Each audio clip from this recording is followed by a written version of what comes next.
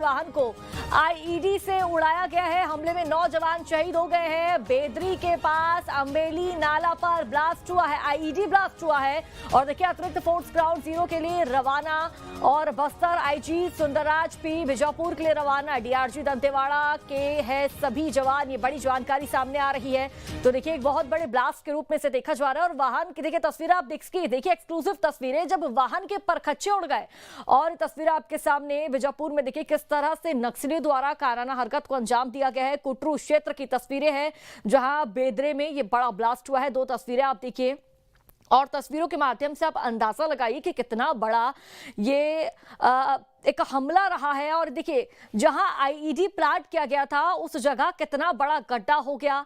और डीआरजी दंतेवाड़ा के हैं शहीद जवान। ये बड़ी जानकारी सामने आ रही है। और 2 तस्वीरें आपको दिखा रहे हैं जब वाहन इस मार्ग से गुजर रहा था तो बड़ा आईईडी ब्लास्ट होता है और जिसके चलते वाहन जवानों का जो वाहन है वो इसकी चपेट में आ जाता है। और दूसरी तस्वीर देखिए ये उस जगह की तस्वीरें हैं जहां ये बड़ा धमाका होता है। और ये तमाम जो सामान है उनकी तस्वीरें, एक्सक्लूसिव तस्वीरें सिर्फ और सिर्फ न्यूज़ स्टेट आप तक साझा कर रहा है।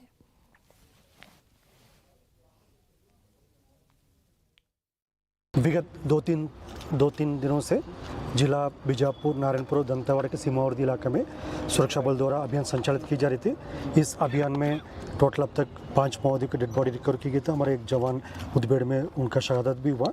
तत्पश्चात अभियान के बाद सर्चिंग को पूर्ण करके सुरक्षा बल द्वारा वापस बेस कैंप आ रहे थे। इस दौरान जिला बीजापुर की बेदरे एवं कुट्टू के बीच में अम्बेली के पास माओवादी द्वारा लाए गए एक आईडी ब्लास्ट की चपेट में आने से हमारा एक वाहन आईडी के चपेट में आ गई थी। उसमें सवार हमारा 8 डीआरजी दंतेवाड़ा के जवान का शहादत हो गई। तो उसके एक ड्राइवर का भी शहादत हो गई। कुल 9 का शहादत का भी जानकारी प्राप्त हो रहे थे।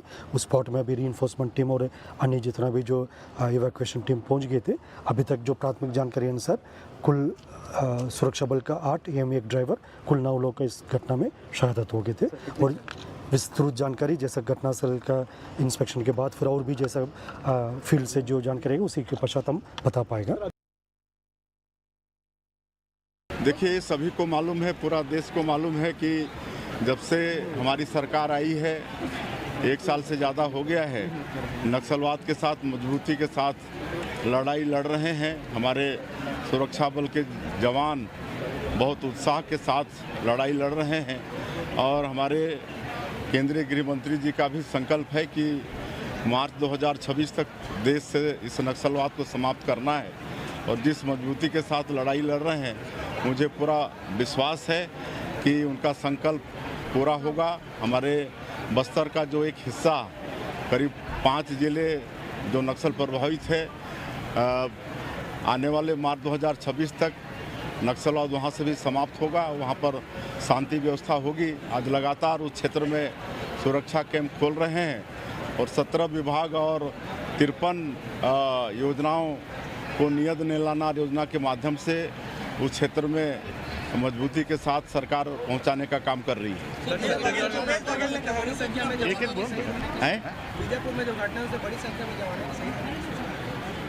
ऐसा नहीं है, आप ओवरऑल देखेंगे तो बहुत कम कैजुअलिटी अपने जवानों का है। ऐसा पहले नहीं होता था। पहले दोनों तरफ से कैजुअलिटी होती थी, लेकिन अब सैनिकों की बहुत कम कैजुअलिटी हो रही है।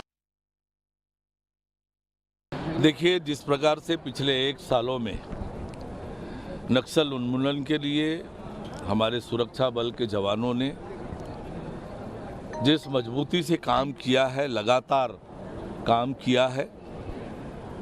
और बीजापुर की आज की जो घटना की जानकारी मिली है ये नक्सलियों का कायराना हरकत है। ये हताशा में किया गया हुआ कार्रवाई है। ये कायराना हरकत कि मैं निंदा करता हूँ। सभी जो जवान शहीद हुए हैं उनको अपनी विनम्र श्रद्धांजलि अर्पित करता हूँ। पर हमारी सरकार की प्रतिबद्धता है कि इनकी शहादत जाया नहीं जाएगी। और जिस लक्ष्य को लेकर हम निकले हैं मार्च 2026 तक नक्सल मुक्त करने का, वो पूरा करेंगे। और ज्यादा जानकारी हम तक साझा करेंगे पूर्व डीजीपी नक्सलवाद एक्सपर्ट रामनिवास जी हमारे साथ जुड़ चुके हैं। सर, आपका बहुत बहुत स्वागत है न्यूज स्टेट पर। और हमारे साथ अंकुश हमारे संवाददाता लाइव जुड़ चुके हैं। सर, सबसे पहले आपके पास आते हुए, आज जिस तरह का हमला हमने देखा, एक बहुत बड़ा कायराना हमले के रूप में हम इसे देख रहे हैं, जब 9 जवान वीरगति को प्राप्त हो गए हैं और कई जवान घायल बताए जा रहे हैं। लेकिन सर, यहाँ पर चूक कहाँ हुई है? किस तरह से देखा जाए, क्या ये प्री प्लानिंग के तहत किया गया है? क्या नक्सलियों द्वारा पहले से ही प्लानिंग थी यहाँ पर आईईडी फिट करने की, और वाहन अगर यहाँ से गुजरेगा तो वाहन को उड़ाने की? सबसे पहले मैं जो नौजवान हमारे शहीद हुए हैं उनको श्रद्धांजलि अर्पित करता हूं। बड़ी दुखद घटना है। बिल्कुल। पिछले साल से बस्तर के अंदर जो है छत्तीसगढ़ पुलिस प्रशासन और भारत शासन और भारत की जो सीएपीएफ है उनकी बड़ी सफलताएं इन्होंने अर्जित की हैं। माननीय गृह मंत्री भारत शासन और छत्तीसगढ़ सरकार के मुख्यमंत्री माननीय गृह मंत्री तथा पुलिस के सारे जवानों को, अधिकारियों की वहां उन्होंने अनुमानतः 287 के करीब जो हैं वो नक्सलियों को 8 जवान और ड्राइवर के शहादत को मैं नमन करता हूं, उनको विनम्र श्रद्धांजलि अर्पित करता हूं। प्रभु से प्रार्थना है कि उनकी आत्मा को शांति प्रदान करें और उनके शोक संतप्त परिवार को इस गहन शोक को सहने की ताकत दें और उनका शहादत बेकार नहीं जाएगा। नक्सली लगातार जिस तरह से उनकी पराजय हो रही है उससे बौखलाए हुए हैं और एक कायराना हरकत कर रहे हैं। अंततः छत्तीसगढ़ से नक्सलवाद का खात्मा होगा और यहाँ शांति की बहाली होगी।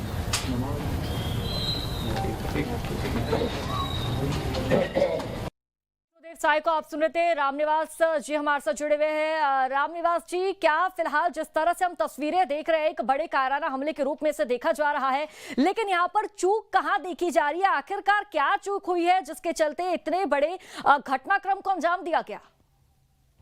देखिए, इसमें चूक तो हम कह सकते हैं क्योंकि जब शहीद हो गए हैं तो एक तरीके से जो नतीजा आया वो तो एक उसको चूक ही मान सकते हैं। लेकिन जब इतने जवान इतने लंबे रास्ते से आते हैं तो पैदल भी नहीं आ सकते, तो इसलिए कहीं ना कहीं उनको गाड़ी का इस्तेमाल करना ही पड़ता है।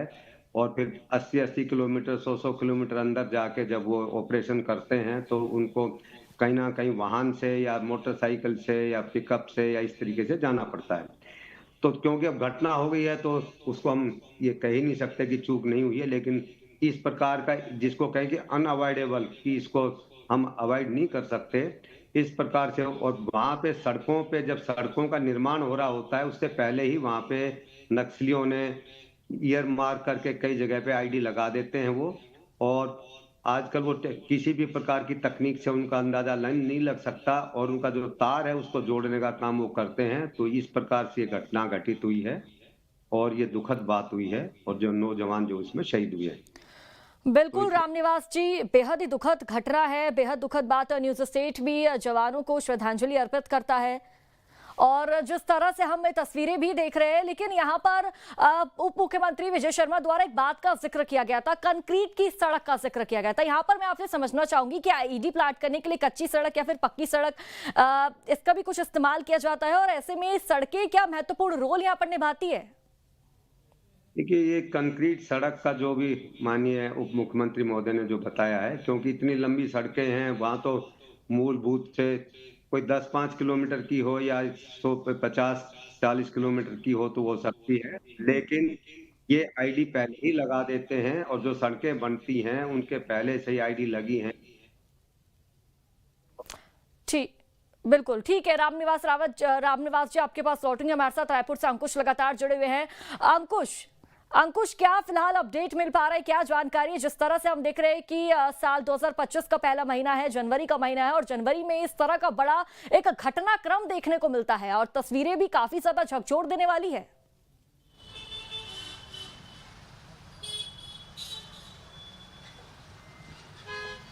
देखिए, बिल्कुल निश्चित तौर पर, और जिस तरीके से काफ़ी लंबे समय से सुरक्षा बल नक्सली ऑपरेशन को अंजाम दे रहे हैं और लगातार चारों तरफ से घेर कर नक्सलियों का खात्मा कर रहे हैं, और हमने इसके कई उदाहरण देखे हैं। अब तो आलम ये भी हो गया है कि नक्सली जो हैं बस्तर संभाग छोड़कर बस्तर संभाग से बाहर निकल रहे हैं, दूसरे जंगलों में अपना ठिकाना बनाने की कोशिश कर रहे हैं। और अगर वो वहाँ से भागकर दूसरे जंगलों में अपना ठिकाना बना रहे हैं तो सुरक्षा जवान उनको वहाँ पर भी जाकर ढेर कर रहे हैं। अभी ताज़ा घटनाक्रम है, 2 दिन पहले ही कई मामला है जहाँ पर गरियाबंद जिले में नक्सलियों को ढेर किया गया। हालांकि एक जवान की शहादत जरूर हुई थी, लेकिन ये घटनाक्रम बताता है कि नक्सलियों की जड़ें जो हैं वो पूरी तरीके से उखड़ रही हैं। बस्तर संभाग सबसे सुरक्षित स्थान माने जाने वाला संभाग कहलाता है पूरे देश में, जो नक्सलियों के लिए है। तेलंगाना बॉर्डर, उड़ीसा बॉर्डर और अगर हम बात करें महाराष्ट्र बॉर्डर, कई बॉर्डर एरिया है यहाँ पर, और उन तमाम बॉर्डर पर सभी राज्यों के जंगल हैं और उन्हीं जंगलों का फ़ायदा उठाने की कोशिश यहाँ पर नक्सली हमेशा से करते रहे हैं। लेकिन जिस तरीके से अभी लगातार सुरक्षा जवान नक्सलियों के खिलाफ ऑपरेशन चला रहे हैं, उन ऑपरेशन का ही असर है कि नक्सली जो है बस्तर संभाग से बाहर निकल रहे हैं। और बस्तर संभाग से बाहर निकलने के बाद भी उनको वहाँ पर ढेर कर दिया गया।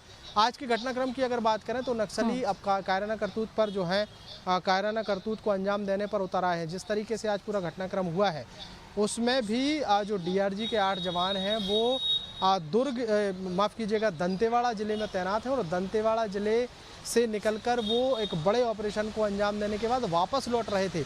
उन्हीं की वापसी के दौरान ही नक्सलियों ने ये आईईडी ब्लास्ट किया है और इसी ब्लास्ट में 8 जवानों की और एक वाहन चालक की शहादत हुई है।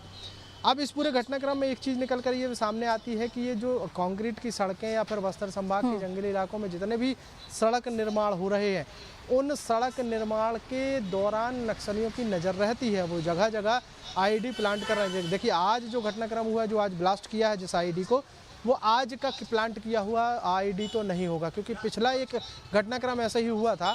उस घटनाक्रम में जब जांच हुई थी तो जांच में पाया गया था कि सड़क निर्माण के पहले ही ये इस तरीके के आईईडी जो है वो प्लांट किया गया था। काफ़ी लंबे समय तक ये आईईडी प्लांट रहा, लेकिन जब नक्सलियों ने उसका उपयोग किया तो उसका विस्फोट जो है वो कहीं ना कहीं जवानों के वाहन को अपनी चपेट लेने में सक्षम था, सफल था। उसी तरीके की तस्वीर आज देखने को मिली है। कुटरू थाना क्षेत्र लगता है बीजापुर जिले में ये पूरा घटना क्षेत्र आता है, वहाँ पर नक्सलियों ने इस पूरी वारदात को अंजाम दिया है। बिल्कुल अंकुश, और जो जवान इस पूरे घटनाक्रम में घायल हुए हैं अंकुश, उनको बेहतर उपचार मिल रहा है?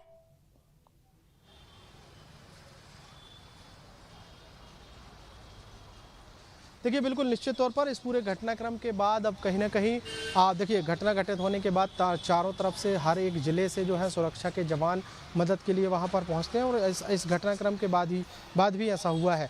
2:15 का ये पूरा घटनाक्रम है, और उसके बाद जैसे ही दंतेवाड़ा की बात कर लें, सुकमा ज़िले की बात कर लें, बीजापुर ज़िले की बात कर लें, नारायणपुर ज़िले की बात कर लें और इवन जगदलपुर संभाग मुख्यालय की बात कर लें, तमाम जगहों से फोर्सेस के वाहन जो है वो मौके पर रवाना हुए। रवाना होने के बाद अब जो वहाँ से जो फुटेज निकल कर आए वो भी बताते हैं कि बड़ी तादाद में वहाँ पर फोर्स ने उस पूरे इलाके को अपने कब्जे में लिया, और फोर्सेस की पहली कोशिश थी कि जो जवान घायल हुए हैं उनको तत्काल प्रभाव से इलाज मुहैया कराया जाए, उनको पास के चिकित्सालय ले जाया गया, उनका इलाज किया जा रहा है। और लेकिन जिन जवानों की शहादत हुई है उनके पार्थिव शरीर जो है उनको भी इकट्ठा किया जाए और उनको भी जिला मुख्यालय ले जाने की पूरी तैयारी जो है जवानों ने कर ली थी। इवन खुद जो उस इलाके के आईजी हैं, पूरे संभाग के जो बड़े अधिकारी हैं, आईजीपी सुंदर राज, वो भी मौके के लिए रवाना हो गए हैं, वो भी मौके पर पहुंच गए हैं। तो अब मदद जो है वो चारों तरफ से पहुंचना शुरू हो गई। लेकिन इस पूरे घटनाक्रम में जवानों की शहादत को ज़ाया नहीं जाने दिया जाएगा, ये बात छत्तीसगढ़ के सरकार के तमाम मंत्री, मुख्यमंत्री खुद कह रहे हैं, विपक्षी नेता भी इसी तरीके की मांग कर रहे हैं। लेकिन इस पूरे घटनाक्रम में 8 जवानों की शहादत के बाद एक बड़ा सवाल जरूर उठता है।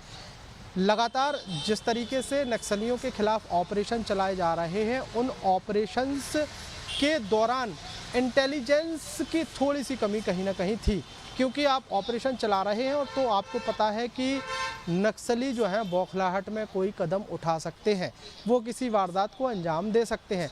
तो इंटेलिजेंस के पास क्या ये जानकारी नहीं थी कि वो क्या किसी वाहन को अपना शिकार बना सकते हैं, कहीं पर उन्होंने आईईडी प्लांट करके रखा है, वो आईईडी ब्लास्ट कर सकते हैं। ये थोड़ी सी अगर समय रहते इंटेलिजेंस के जो विभाग है उससे जानकारी मिल जाती तो शायद आज 8 जवान और एक वाहन चालक की शहादत नहीं होती। इस पे थोड़ा सा सवाल जरूर उठ रहे हैं, लेकिन अब वो भी तमाम बातें जो हैं वो जांच के दायरे में है। उन विषयों पर भी जांच होगी। जांच ये भी होगी कि आईईडी प्लांट कब किया गया, कैसे किया गया, कितनी समय से उसको वहाँ पर प्लान किया गया था।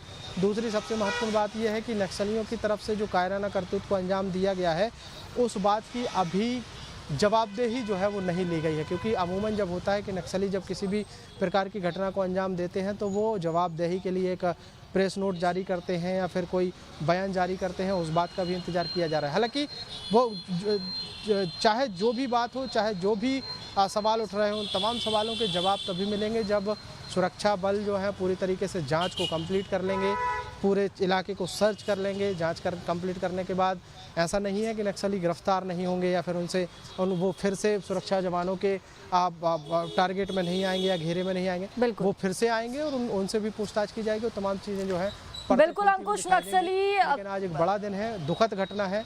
नक्सलियों के लिए अभियान भी चलाया जाएगा, उनकी धरपकड़ के लिए तमाम जो महत्वपूर्ण चीजें हैं, जो निर्देश है वो भी प्रशासन द्वारा जल्द ही लागू किए जाएंगे। अंकुश, लौटूंगी आपके पास। रामनिवास यादव जी हमारे साथ लगातार जुड़े हुए हैं। रामनिवास यादव जी, ये कहना गलत नहीं होगा क्या इस पूरे प्रकरण में, इस पूरे घटनाक्रम में जो इंटेलिजेंस का फेलियर है वो सामने आया है? सर, क्या आप मुझे सुन पा रहे हैं? ये थोड़ा कन्फो हो रहा है, जो फाइनेंस का भी कुछ आवाज आ रही है साथ में। जी सर, आपको अब मेरी आवाज क्लियर आ रही है?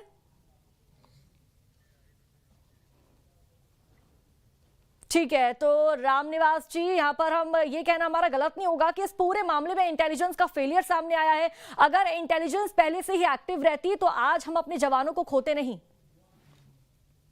ये डबल आवाज आ रही है, आप ये दिन को कैसे थोड़ा देखिए। जो फाइनेंस वाला वीडियो चल रहा है, कोई की आवाज आ रही है। अब आप मुझे सुन पा रहे रामनिवास जी क्लियर?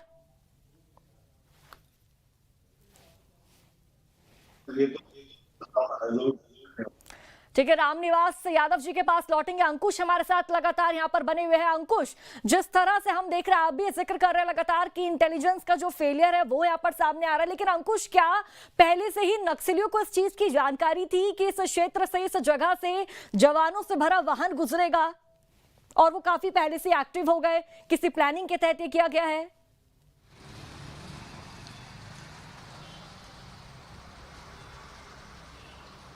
देखिए, नक्सलवाद जो है वो आज की समस्या नहीं है। काफ़ी लंबे समय से नक्सलवाद एक बड़ा नासूर और बड़ी समस्या रही है छत्तीसगढ़ की। छत्तीसगढ़ की बात करें, चूँकि अब तो ज़्यादातर छत्तीसगढ़ में है और वैसे बहुत सारे राज्य हैं जो इससे मुक्त हो गए हैं, बहुत सारे इलाके हैं जो इससे मुक्त हो गए हैं।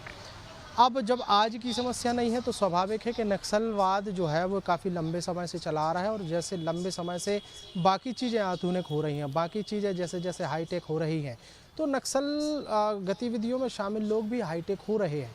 हाईटेक होने के साथ साथ उनको भी इस बात का ज्ञान है, इस बात का नॉलेज है कि भविष्य में क्या हो सकता है और वो भविष्य में कौन सी चीज़ उनके काम आ सकती है। देखिए, छत्तीसगढ़ में राज्य में सड़कों का जाल बिछाया जा रहा है और अब सबसे ज़्यादा तेज़ी से विकास करने वाला जो संभाग है वो छत्तीसगढ़ का बस्तर संभाग है। वहाँ पर लगातार सड़कें बन रही हैं, लगातार ब्रिज निर्माण हो रहे हैं, पुल पुलिया निर्माण हो रहे हैं। सरकारों की कोशिश ये है कि छोटी सी छोटी जगह पर भी विकास पहुँचे। वहाँ पर कुछ एक घरों में रहने वाले आदिवासियों तक भी सड़क पहुँचे, बिजली पहुँचे, पानी पहुँचे। और यही कारण है कि अभी हाल ही में जब छत्तीसगढ़ सरकार में भारतीय जनता पार्टी की नई सरकार बनी थी 2023 में, तो सरकार ने अपने शपथ ग्रहण के कुछ दिनों बाद ही नियत नेल्ला नार यानी आपका अच्छा अपना गांव, इस नाम की एक योजना की शुरुआत की और इस योजना के तहत बस्तर संभाग के हर एक 5 किलोमीटर में आज कैंप लगाने की शुरुआत की और उन कैंप के माध्यम से बिल्कुल अंकुश, और इन तमाम योजनाओं से नक्सली प्रभावित भी हो रहे हैं और इस मुख्य धारा की तरफ बढ़ रहे हैं। अंकुश, लौटूंगी आपके पास। रामनिवास यादव जी हमारे साथ लगातार जुड़े हुए हैं। रामनिवास जी, क्या आप मुझे सुन पा रहे हैं?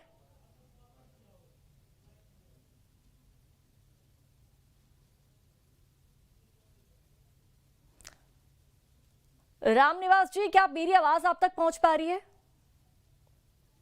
ये आपका फाइनेंस का वीडियो की आवाज पूरी आ रही है। ठीक है, रामनिवास जी से संपर्क साधेंगे। वो कुछ परेशानी के चलते उनको मेरी आवाज मिल नहीं पा रही, लेकिन अंकुश हमारे साथ यहाँ पर लगातार जुड़े हुए हैं। अंकुश, जिस तरह से आप ये जानकारी भी दे रहे हैं कि तमाम ऐसी योजनाएं हैं, ऐसी नीतियां हैं जो इन नक्सलियों के लिए चलाई जा रही है, बात अगर हम नीला नार योजना की कर ले तो काफी ज्यादा जो नक्सली है इस योजना से प्रभावित हो रहे हैं। जो मुख्य इनके कमांडर्स है वो भी इस योजना से काफी ज्यादा प्रभावित हो रहे हैं और कहीं ना कहीं मुख्य धारा की तरफ बढ़ते हुए जुड़ते हुए नजर आ रहे हैं, जिसका कहीं ना कहीं नक्सलियों पर बैड इंपैक्ट भी पड़ रहा है, क्योंकि इनके जो सरगना है, इनके जो सरदार है, वो इस बात से चिड़े हुए हैं।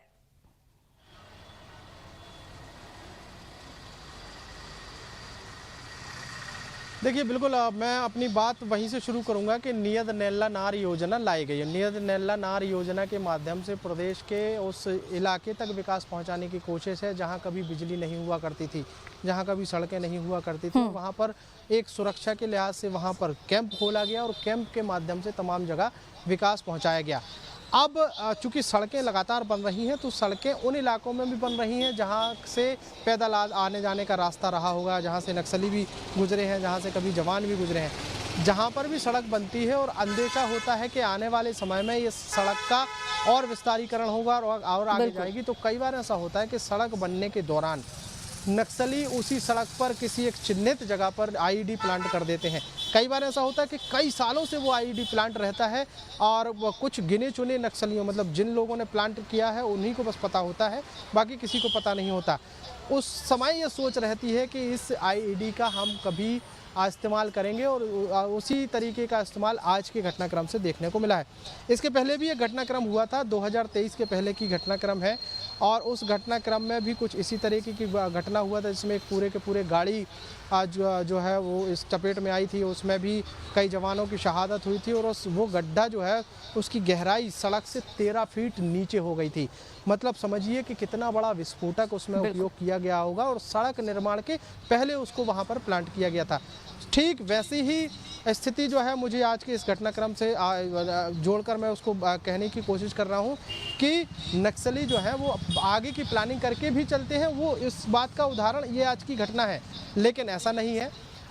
इसमें भी लगातार सुरक्षा बल लगातार काम कर रहे हैं और काम करने के साथ साथ अब आने वाले समय में इस तरीके की घटनाओं की पुनरावृत्ति ना हो, इस पर भी विशेष ख्याल रखा जाएगा। देखिए, विस्फोटक इतना खतरनाक था कि कंक्रीट की सड़क के नीचे विस्फोटक, और जब विस्फोट हुआ तो कंक्रीट की सड़क के परखच्चे उड़ने के साथ साथ उसके ऊपर जो वाहन था वो भी इतना भयंकर विस्फोट हुआ है कि उसके जो कुछ पार्ट हैं वाहन के वो ऊपर 10-10, 11-11 फीट ऊपर पेड़ों पर भी लटके मिले हैं। तो विस्फोटक जो है वो खतरनाक था।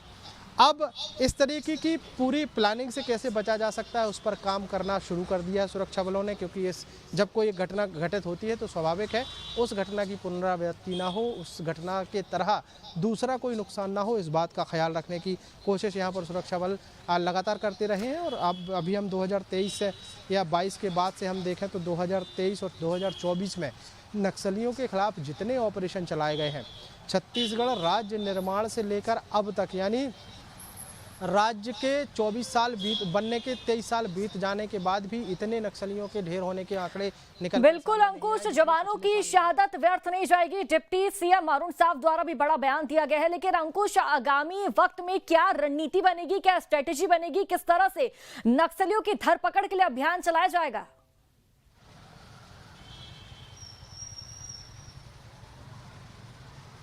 देखिए, नक्सलियों के खिलाफ नीति और रणनीति स्पष्ट है।